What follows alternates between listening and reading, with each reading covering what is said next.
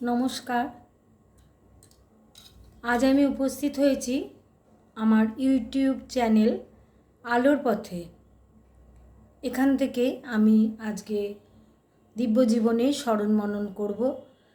আজকে শ্রী শ্রী মায়ের কথা পাঠ করব, সারদা মায়ের কথা পাঠ করব। প্রথমে মায়ের প্রণাম মন্ত্র। জননীম শারদাম দেবীম রামকৃষ্ণম জগদ্গুরুম পাদপদ্মে তয়ো শ্রিত্বা প্রণমামি মুহুর্মুহু প্রণমামি মুহুর্মুহু প্রণমামি মুহুর্মুহু। জয় মা, জয় মা, জয় মা। আজকে শ্রী শ্রী মায়ের কথা পাঠ করব। প্রথম দর্শন 1317 সাল। সরজুবালা দেবী তিনি তার মায়ের সঙ্গে তার যে দর্শন হয়েছে, তিনি তার সান্নিধ্য লাভ করেছেন, সেই বিষয় নিয়ে তিনি তার স্মৃতিচারণ করছেন। সেখান থেকে আমি পাঠ করছি। কলিকাতা পটলডাঙ্গায় বাসায় শুক্রবার সকালে শ্রীমান বলে গেল, কাল শনিবার মায়ের শ্রীচরণ দর্শন করতে যাব। আপনি তৈরি হয়ে থাকবেন, কাল তবে মায়ের দর্শন পাব। সারা রাত আমার ঘুমই এলো না। আজ 1300-1700 সন, প্রায় 14-15 বৎসর হয়ে গেল কলিকাতায় আছি। এতকাল পরে মায়ের দয়া হলো। এত দিনে কি সুযোগ মিলল? পরদিন বৈকালে গাড়ি করে সুমতিকে ব্রাহ্ম বালিকা বিদ্যালয়ে হাতে নিয়ে শ্রী শ্রী মায়ের শ্রীচরণ দর্শন করতে চললুম। অর্থাৎ সরজুবালা দেবী বলছেন, তিনি মাকে দর্শন করবার জন্য তিনি সুমতিকে নিয়ে ব্রাহ্ম বালিকা বিদ্যালয়ে এলেন মায়ের চরণ দর্শন করতে। কি আকুল আগ্রহে গিয়েছিলুম, তা ব্যক্ত করার ভাষা নেই। গিয়ে দেখি মা বাগবাজারে তার বাড়িতে ঠাকুরঘরে দরজার সামনে দাঁড়িয়ে আছেন। এক পা চৌকাঠের উপর, অপর পা পাপোশখানির ওধারে। মাথায় কাপড় নেই, বাঁ হাতখানি উঁচু করে দরজার উপরে রেখেছেন, ডান হাতখানি নিচুতে। গায়ের মা তো গ্রাম্য বালিকা ছিলেন, তিনি তার সাধারণ বস্ত্র সাধারণভাবে তিনি পরিধান করতেন এবং তিনি ছিলেন সত্য জননী এবং সন্তান জননী। সন্তান তাকে দর্শন করতে আসছেন, এটি যেন মা প্রথম থেকে পূর্ব থেকে তিনি জানতে পেরেছিলেন। তিনি তার অপেক্ষায় রয়েছেন। ঠিকভাবেই সেরকমভাবেই সরজুবালা দেবী দেখলেন যে মা যেন তার অপেক্ষায় রয়েছেন। সুমতি বললে, আমার দিদি, সে পূর্বে কয়েকদিন গিয়েছিল। তখন মা একবার আমার দিকে চেয়ে বললেন, এই দেখো মা, এদের নিয়ে কি বিপদে পড়েছি। ভাইয়ের বউ, ভাইজি, রাধু সব জ্বরে পড়ে। কে কাকে দেখে, কে কাকে কার কাছে বসে ঠিক নেই। বসো, আমি কাপড় কেচে আসি। আমরা বসলাম। অর্থাৎ সরজুবালা দেবী এবং তার বোন সুমতি মায়ের দর্শনে এসছেন। মা যেই মুহূর্তে তিনি উপস্থিত হয়েছেন, তারা উপস্থিত হয়েছেন, তারা যেন কত আপনজন মায়ের। তিনি তার মনের কথা, তাদের কথা, তিনি যে অস্থির হয়ে রয়েছেন, রাধু দিদি অসুস্থ, ভাইজি অসুস্থ, সকলকে নিয়ে মায়ের খুব চিন্তা। সেইটিকে সরজুবালা দেবীকে তিনি বললেন যে কে কাকে দেখে। তখন মা বললেন, তোমরা বসো, আমি কাপড় কেচে আসি। মায়ের অন্তর, সন্তান এলেই যেন মা ভীষণভাবে আপ্লুত হয়ে উঠতেন, তার অন্তর যেন আনন্দে বিহ্বল হয়ে পড়ত।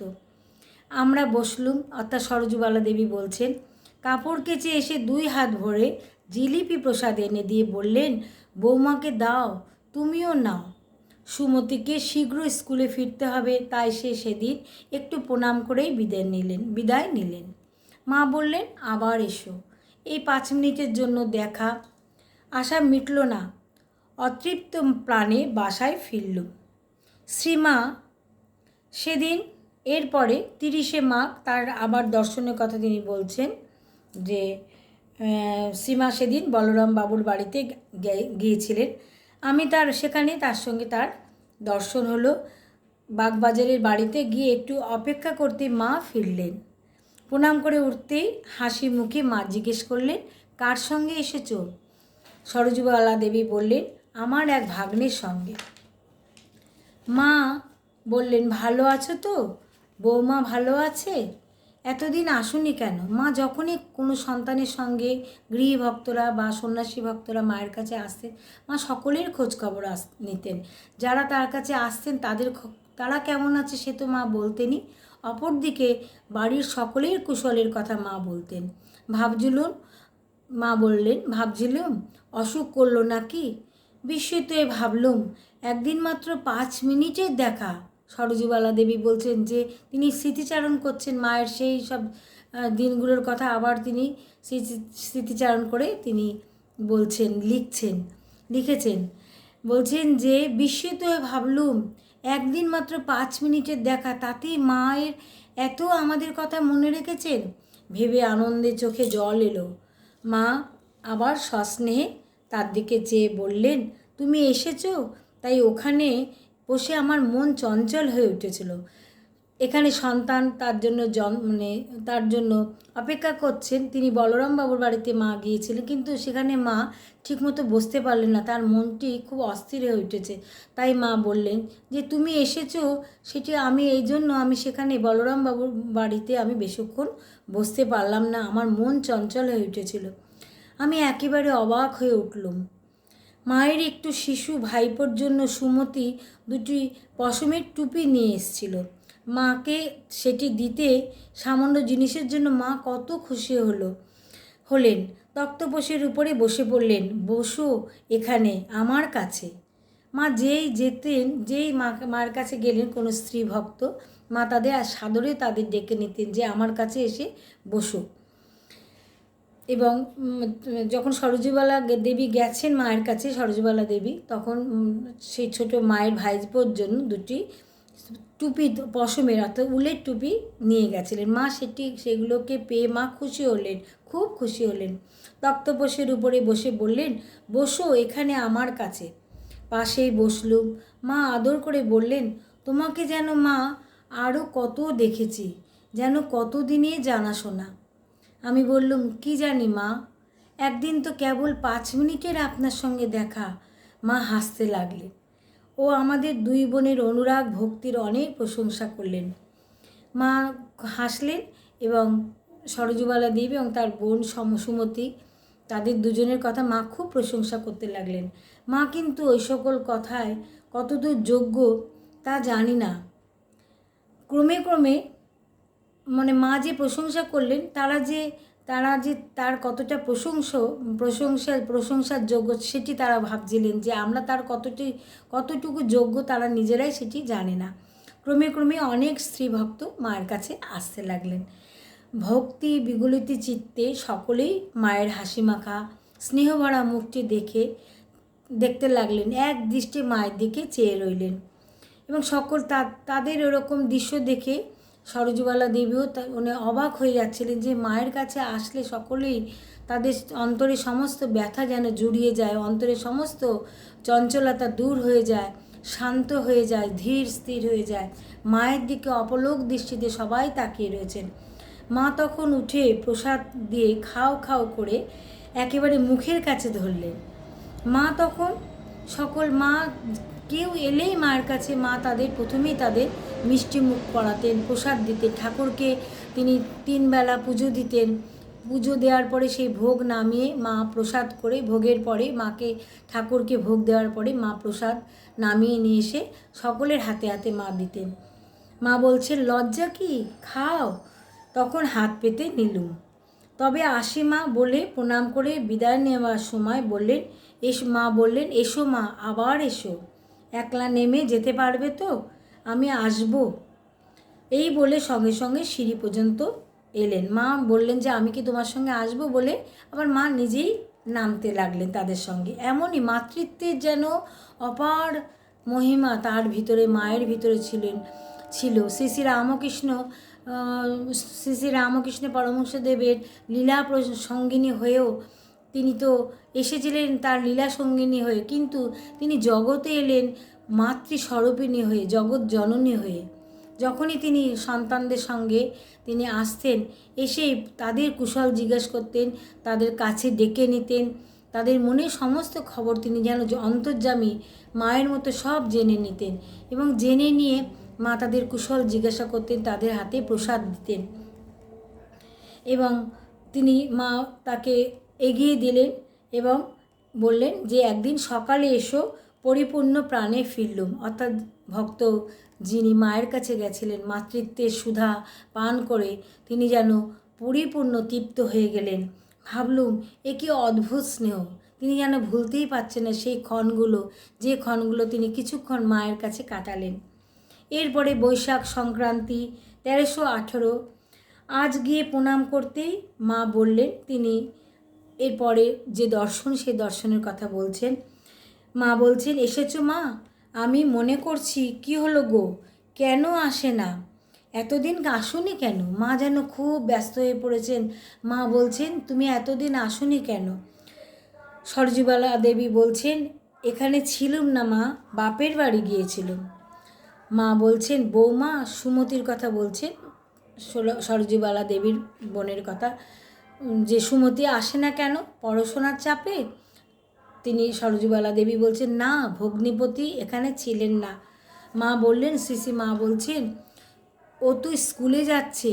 আচ্ছা ওরা সংসার ধর্ম করে তো? আমি বললুম, কাকে বলে সংসার, কাকে বলে ধর্ম তা কি জানি মা? আপনি জানেন। মা একটু হাসলেন। তিনি বলছেন যে সরজুবালা দেবী বলছেন যে আমরা কি করে জানবো যে সংসার কাকে বলে, ধর্ম কাকে বলে? আপনি সব কিছুই জানেন। এইটি শুনে মা হাসলেন। মা বলছেন, কি গরম পড়েছে বলে বাতাস খেতে পাখাখানা তাদের হাতে এগিয়ে দিলেন। আহা, দুটো ভাত খেয়ে ছুটে এসেছো, এখন আমার কাছে একটু শো। মায়ের যেন সবসময় সন্তানের প্রতি, এই গর্ভধারিণী মা তো তিনি সন্তানের জননী, তিনি তো সন্তানকে লালন পালন করবেন, তার প্রতি তার বিশেষ দৃষ্টি থাকবে। কিন্তু মা তো ছিলেন জগৎ জননী, সঙ্গ জননী, বিশ্বজননী। মায়ের কাছে যখনই যেই গেছে, মায়ের যে অপার স্নেহ, অপার মমতা, করুণার ধারা মায়ের কাছে তারা পেয়েছে এবং তারা পরম তৃপ্তি লাভ করেছে। মাকে নিচে মাদুর পেতে দিয়েছে, তার বিছানায় শুতে সংকুচিত হচ্ছে। মা নিজে শোবেন বলে মাদুর পেতে নিয়েছেন এবং তাদের শোবার জন্য বিছানায় তিনি মাদুর পেতে দিয়েছেন, কিন্তু সেখানে তার দ্বিধা হচ্ছে, সংকোচ হচ্ছে, মায়ের বিছানায় যে শোবেন। তাতে কি মা, শোও, আমি বলছি। অগত্যা শুয়ে পড়লেন তিনি। মার একটু তন্দ্রা আসছে দেখে চুপ করে আছি এমন সময় একটি স্ত্রী ভক্ত এবং শেষে দুজন সন্ন্যাসিনী এলেন সেখানে। একজন প্রৌঢ়া, অপরটি যুবতী। মা চোখ বুজেই রয়েছেন। কে গো বা মা? গৌরীদাসী এলে? মা জিজ্ঞেস করছেন। যুবতী বললেন, আপনি কি করে জানলেন মা? মা বললেন, টের পেয়েছি। কিছুক্ষণ পরে মা উঠে বসলেন। মা অন্তর্যামিনী, তিনি সন্তান জননী, তিনি সংঘ জননী, তিনি গুরুমা, কখনো তিনি গুরুপত্নী, কিন্তু সব কিছু ছাপিয়ে তিনি হলেন মা জননী। যুবতী বললেন, বেলুর মঠে গিয়েছিলুম, প্রেমানন্দ স্বামীজি খুব খাইয়ে দিয়েছেন, তিনি থাকলে তো না খেয়ে ফিরবার উপায় নেই। যুবতী সিঁদুর পড়েননি দেখে মা তাকে একটু বকলেন। পরে শ্রী মায়ের কাছে আমার পরিচয় নিয়ে গৌরীমা একদিন তাদের আশ্রমে আমাকে যেতে বললেন, অর্থাৎ সরজুবালা দেবীকে যেতে বললেন গৌরীমার আশ্রমে। সেখানে প্রায় 50 জন মেয়েকে শিক্ষা দেওয়া হয়। তুমি সেলাই জানো? মা জিজ্ঞেস করলেন। আমি সামান্য কিছু জানি বলাতে তিনি তার আশ্রমের মেয়েদের শিখিয়ে দিতে বললেন যে তুমি যখন সেলাই জানো, তুমি আশ্রমের মেয়েদের একটু সেলাই শিখিয়ে দিও। মায়ের আদেশ নিয়ে গৌরীমার আশ্রমে একদিন গেলুম। তিনি খুব স্নেহ যত্ন দিয়ে প্রত্যহ 2-1 ঘন্টা করে মেয়েদের পড়িয়ে যেতে অনুরোধও করলেন। বললুম, এই সামান্য শিক্ষা নিয়ে শিক্ষয়িত্রী হওয়ার বিড়ম্বনা, কখা পড়াতে বলেন তো পারি। গৌরীমা কিন্তু একেবারে নাছোড় বাঁধা, অগত্যা স্বীকৃত হয়ে আসতে বলেন। এই যে নারী জাতি, যে নারী প্রজন্ম, আমাদের আধুনিক জগতে নারী যারা আমরা তো শিক্ষাগত যোগ্যতা কম বেশি সকলেরই আছে, কেননা এখন দিন দিন শিক্ষা প্রগতি হচ্ছে, প্রগতিশীল হচ্ছে, কিন্তু সেই সময় ঊনবিংশ শতাব্দীতে 1853 সালে শ্রী মায়ের জন্ম জয়রামবাটিতে। সেই সময় এবং জয়রামবাটি ছিল একটি প্রত্যন্ত গ্রাম। সেই গ্রামের বালিকা তিনি ছিলেন। তিনি শ্যামাসুন্দরী এবং রামকুমার মুখোপাধ্যায় ঘরে তিনি জন্মগ্রহণ করেছিলেন। কিন্তু করা সত্ত্বেও মায়ের ভিতরে কিন্তু সবসময় একটি আধুনিক, অর্থাৎ আধুনিক বলতে আমরা যেটি বুঝি সেটি কিন্তু শিক্ষাগত যোগ্যতা দিয়ে সব কিছু বিচার হয় না। মা ছিলেন উন্নত মনস্কের, তিনি ছিলেন বুদ্ধিমতী এবং তিনি ছিলেন উদার মানসিকতার। তিনি গ্রামে থেকেও তিনি কখনো জাতি ধর্ম মানতেন না। তিনি জাতি ধর্ম নির্বিশেষে গ্রামের সকলকে তিনি নিজের করে নিতেন। কারো প্রতি কখনো তিনি ধর্ম নিয়ে বা বর্ণ নিয়ে তিনি বিদ্বেষ করতেন। এটি মায়ের একটি জীবনের এবং তার চরিত্রের একটি বিশেষ দিক। এবং তিনি সবসময় নারী জাতির শিক্ষার প্রতি তিনি লক্ষ্য দিতেন। তিনি যখন এসেছিলেন কলকাতায়, তিনি সবসময় তার যারা স্ত্রী ভক্তরা তার কাছে আসা যাওয়া করতো, তাদের সন্তানদের মেয়েদের কিন্তু তিনি নারী শিক্ষা দেওয়ার কথা তিনি বারবার করে বলতেন। এবং ভগিনী নিবেদিতা যখন তার সঙ্গে মায়ের সঙ্গে দেখা করলেন এবং তার যে উদ্দেশ্যে ভারতবর্ষে আসা স্বামীজির শিষ্যা ভগিনী নিবেদিতা, তিনি যে এসেছিলেন নারী শিক্ষার বিস্তারে এবং এই নারী শিক্ষা বিস্তারের জন্য তিনি সাধনা ব্রত নিয়েছেন। তিনি সেটি মায়ের কাছে যখন তিনি বললেন, মা খুব সন্তুষ্ট হলেন, পরম তৃপ্তি হলেন। সেইভাবেই মা নিজের জীবনেও তিনি দেখিয়ে দিয়ে গেছেন। গৌরীমা মায়ের ভক্ত, শ্রীভক্ত এবং মায়ের সেবিকা, মায়ের কাছে আসা যাওয়া করতেন।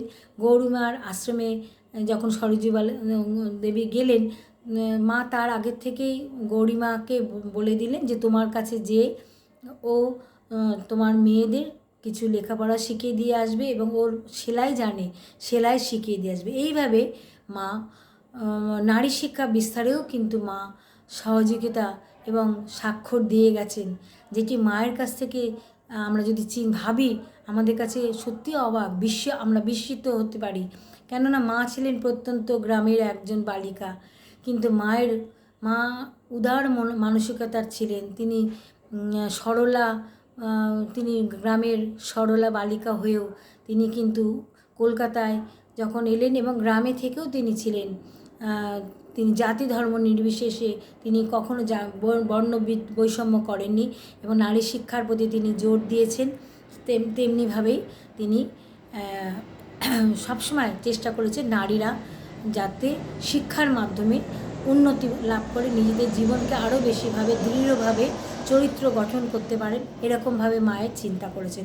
এখানে সরযূবালা দেবী মায়ের দর্শনে যখনই এসছেন, সবসময় তিনি দেখেছেন মায়ের ভিতরে যেমন স্নেহ, করুণা, দয়া ছিল মায়ের ভিতরে, তেমনই ছিলেন মায়ের ভিতরে মায়ের চরিত্রের বৈশিষ্ট্য ছিল যে নারীরা যাতে জীবনে এগিয়ে চলে, তারা শিক্ষা পায়, তারা জীবনে নিজের পায়ে দাঁড়াতে পারে, এরকম একটা চিন্তা মায়ের মধ্যে ছিল। আজকে শ্রী মায়ের কথা পাঠ করে যারা আমার ভক্তমণ্ডলী তারা শুনলেন এবং এটি আমার মনের আশা রইল যে তারা মায়ের কথা পাঠ করে আমি যেমন সমৃদ্ধ হলাম, তাদেরও নিশ্চয়ই মন পবিত্র হবে, শান্তি পাবো আমরা। এবং আপনারা এইভাবে এই আলোর পথে ইউটিউব চ্যানেলটিতে থেকে আমি মায়ের কথা, স্বামীজির কথা এবং ভারতের সাধক সাধিকার কথা পাঠ করবার প্রয়াস করব। আপনাদের সকলকে আমি আমার অন্তরের শ্রদ্ধা অভিনন্দন জানাই, আমার ভালোবাসা জানাই এবং যারা গুরুজন তাদেরকে আমি আমার অন্তরের প্রণাম জানাই, ছোটদের আমি আমার ভালোবাসা জানাই। সকলে ভালো থাকবেন, সকলকে ভালো রাখবেন এবং আমি আজকে মায়ের কথা এই পর্যন্ত। এরপরে আমি আবারও আসবো পরবর্তী ভিডিওতে দিব্য জীবনের কথা, দিব্য জীবনের স্মরণ মরণ নিয়ে। সকলে ভালো থাকবেন। জয় মা, জয় মা, জয় মা।